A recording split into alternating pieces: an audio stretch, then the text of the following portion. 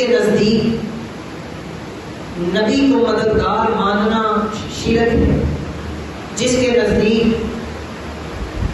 صدیقین کو مددگار اور رہنما ماننا شرک ہے،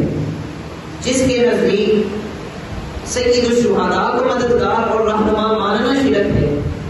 جس کے نزدیک غوث پاک کو مددگار اور رہنما ماننا شرک ہے،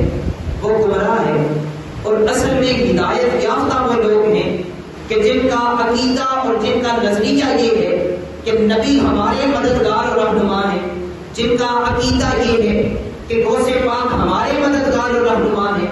جن کا عقیدہ اور نظریہ یہ ہے کہ صدیق اکبر ہمارے مددگار اور رہنما ہیں، جن کا عقیدہ اور نظریہ یہ ہے کہ سید الشہداء ہمارے مددگار اور رہنما ہیں، جن کا عقیدہ اور نظریہ یہ ہے کہ غوث پاک ہمارے مددگار اور رہنما ہیں، اصل میں ہدایت یافتہ لوگ ہیں۔